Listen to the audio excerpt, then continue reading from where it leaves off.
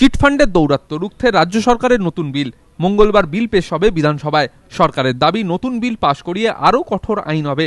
বিরোধীরা অবশ্য এই দাবি খারিজ করে দিয়েছে। তাদের পাল্টা দাবি, বাম আমলের বিলের সঙ্গে নতুন বিলের কার্যত কোনো ফারাকই নেই। নতুন বিলের 7 নম্বর ধারায় বলা হয়েছে, সংস্থার মালিক, অংশীদার, ডিরেক্টর, ম্যানেজার বা কর্মী বা আর্থিক অপরাধের সঙ্গে যুক্ত কোনো ব্যক্তির বিরুদ্ধে ব্যবস্থা নেওয়া যাবে। বাম আমলে আনা পুরনো বিলের 3 নম্বর ধারাতেও একই কথা বলা আছে। নতুন বিলের 7 নম্বর ধারায় সংশ্লিষ্ট কর্তৃপক্ষের নির্দেশ অনুযায়ী সংশ্লিষ্ট সরকারি কর্মী বা পুলিশ যে কোনো অফিস, বাড়ি, গাড়ি, জলযান, বিমানে ঢুকে তল্লাশি চালাতে পারবে। দরজা, বাক্স, আলমারি, লকার ভেঙে প্রয়োজনীয় কাগজপত্র ও নথি বাজেয়াপ্ত করতে পারবে। বাম আমলের বিলেও 7 নম্বর ধারায় বলা ছিল, সংশ্লিষ্ট কর্তৃপক্ষ তদন্তের স্বার্থে যে কোনো সময় পুলিশের সাহায্য চাইতে পারবে, আর পুলিশ সেই সাহায্য দিতে বাধ্য থাকবে। আইনজীবীদের একটি অংশের মত, যে কোনো আর্থিক অনিয়মের ক্ষেত্রেই ভারতীয় ফৌজদারি কার্যবিধি অনুযায়ী পুলিশ তল্লাশি চালাতে পারে, প্রয়োজনীয় কাগজপত্র ও নথি বাজেয়াপ্ত করতে পারে। তাই নতুন বিলে আলাদা করে একথা উল্লেখ করার প্রয়োজন ছিল না। আর্থিক অপরাধে অভিযুক্তদের বিরুদ্ধে ব্যবস্থা নেওয়ার ক্ষেত্রে সংশ্লিষ্ট কর্তৃপক্ষ কে হবে তাতে নতুন বিলে রদবদল আনা হয়েছে। বলা হয়েছে, রাজ্য সরকার একজন ডিরেক্টর অফ ইকোনমিক অফেন্স নিয়োগ করবেন। তিনিই হবেন অভিযুক্ত সংস্থা বা ব্যক্তির বিরুদ্ধে ব্যবস্থা নেওয়ার ক্ষেত্রে সংশ্লিষ্ট কর্তৃপক্ষ।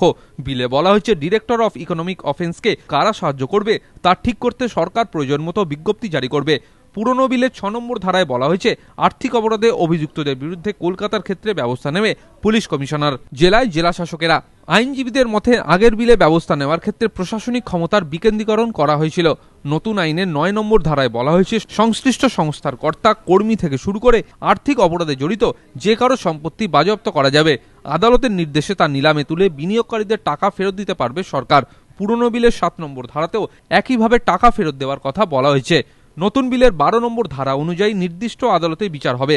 পুরনো বিলে 10 নম্বর ধারাতেও বলা হয়েছিল নির্দিষ্ট আদালতের কথা।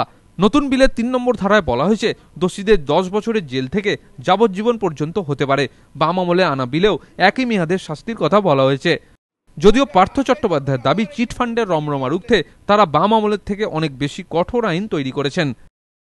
দ্রুততার সাথে, স্বচ্ছতার সাথে, সততার সাথে এই সরকার আমানতকারীদের উপর যে দুর্যোগ নেমে এসছে তার সুবিচারের ব্যবস্থা করবে এবং দোষী ব্যক্তিদের যে আইন প্রণয়ন হবে সে আইন প্রণয়ন এবং যে এনকোয়ারি কমিটি হয়েছে তার মধ্য দিয়ে চিহ্নিত করে প্রয়োজনীয় ব্যবস্থা নেবে।